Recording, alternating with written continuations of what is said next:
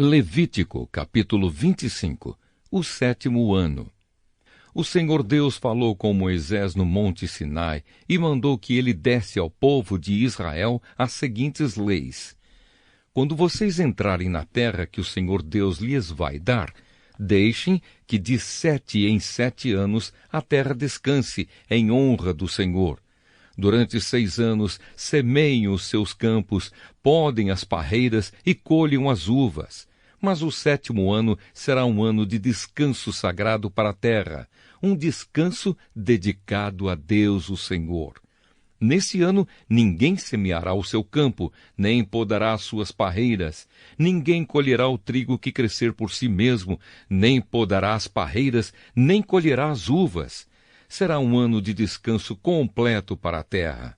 Os campos não serão semeados, mas mesmo assim produzirão o bastante para alimentar todos os israelitas, os seus escravos e as suas escravas, os seus empregados, os estrangeiros que vivem no meio do povo e também os animais domésticos e os animais selvagens. Tudo o que a terra produzir servirá de alimento. O ano da libertação. Contem 7 semanas de anos, isto é, 7 anos vezes 7, o que dá um total de 49 anos. Então, no dia 10 do 7º mês, que é o dia do perdão, mandem um homem tocar trombeta por todo o país. Pois esse ano que vem depois de cada 49 anos é o ano sagrado da libertação, em que vocês anunciarão liberdade a todos os moradores do país. Nesse ano, todos os que tiverem sido vendidos como escravos voltarão livres para suas famílias, e todos os campos que tiverem sido vendidos voltarão a pertencer ao primeiro dono. Nesse ano ninguém semeará os seus campos, nem colherá o trigo que crescer por si mesmo, nem podará as parreiras, nem colherá as uvas, pois o ano da libertação é sagrado para o povo, e nele todos se alimentarão somente daquilo que a terra produzir por si mesma. No ano da libertação, todas as terras que tiverem sido vendidas voltarão a pertencer ao primeiro dono. Na venda ou na compra de terras, não explorem os outros. O preço será calculado na base do ano da libertação, pois o que se vende não são, de fato, as terras, mas as colheitas que elas produzem.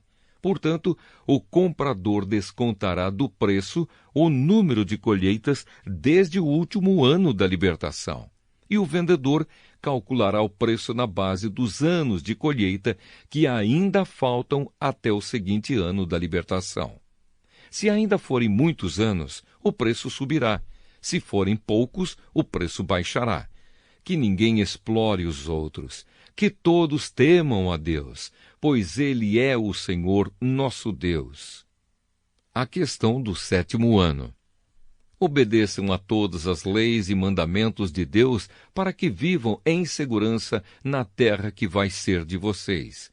Ela produzirá suas colheitas, haverá bastante comida para todos, e todos viverão em segurança.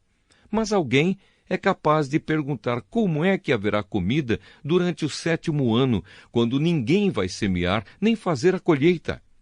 A resposta é que Deus abençoará a terra, e no 6º ano ela produzirá colheitas que serão suficientes para 3 anos. Quando vocês semearem os seus campos no 8º ano, estarão comendo daquilo que colheram no 6º ano, e haverá bastante para comerem até a colheita do 9º ano. Leis a respeito de propriedades. A terra é de Deus, portanto, ela não será para sempre daquele que a comprar. Deus é o dono dela, e para ele nós somos estrangeiros que moram por um pouco de tempo na terra dele. Assim, quando um terreno for vendido, o seu antigo dono será o primeiro a ter o direito de tornar a comprá-lo. Se um israelita ficar pobre e precisar vender uma parte das suas terras, o seu parente mais chegado deve tornar a comprar o que ele vendeu. Mas, se ele não tiver um parente que compre as terras, é possível que mais tarde ele mesmo fique rico outra vez, podendo assim tornar a comprar o terreno que vendeu. Ele descontará o valor das colheitas que o terreno tiver produzido desde o último ano da libertação e calculará o preço a pagar, tendo como base os anos de colheita que ainda faltarem até o seguinte ano da libertação. E assim ele será novamente o dono do terreno.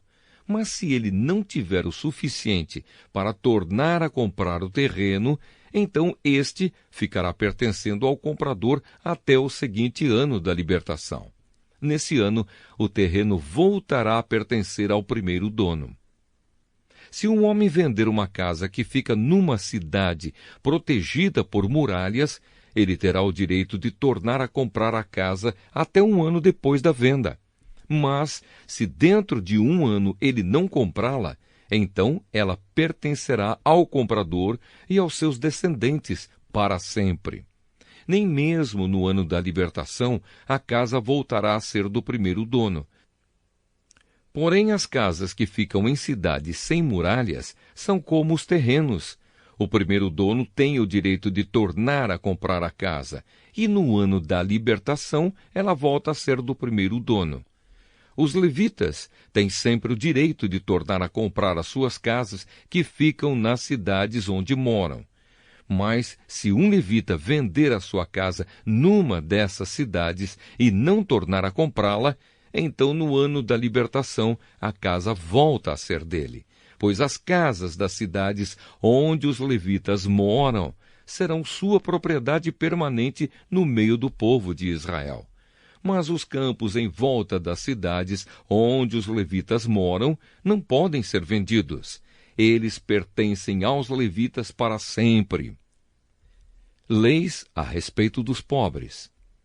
Se um israelita que mora perto de você ficar pobre e não puder sustentar-se, então você tem o dever de tomar conta dele. Ajude-o, como se ele fosse um estrangeiro que mora no meio do povo, a fim de que ele continue a morar perto de você. Não cobre juros sobre o dinheiro que você lhe emprestar. Respeite a ordem de Deus para que esse homem continue a morar perto de você. Não cobre juros sobre o que você lhe emprestar, nem tire lucro dos alimentos que você lhe vender. É isso que o Senhor, nosso Deus, nos manda fazer.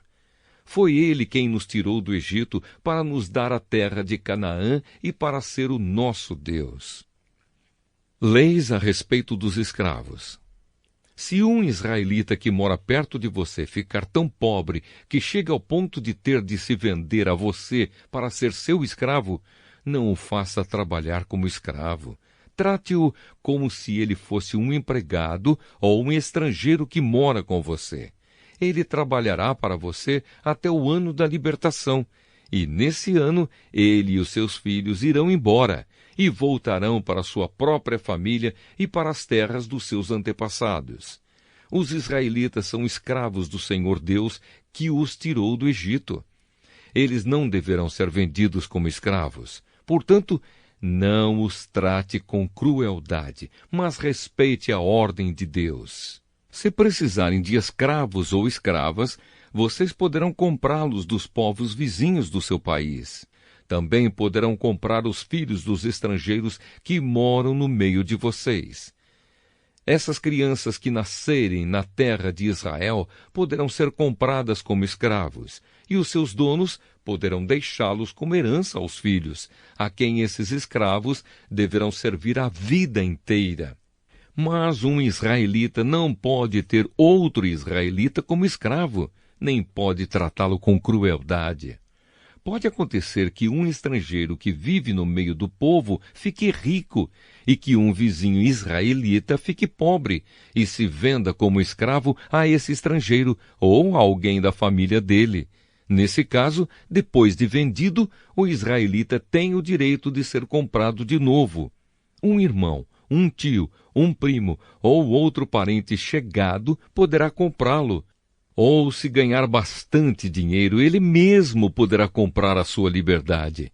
Ele e o homem que o comprou combinarão o preço que deverá ser pago, de acordo com o número de anos desde o ano em que ele se vendeu até o seguinte ano da libertação. O cálculo será feito tendo como base o salário que um empregado recebe.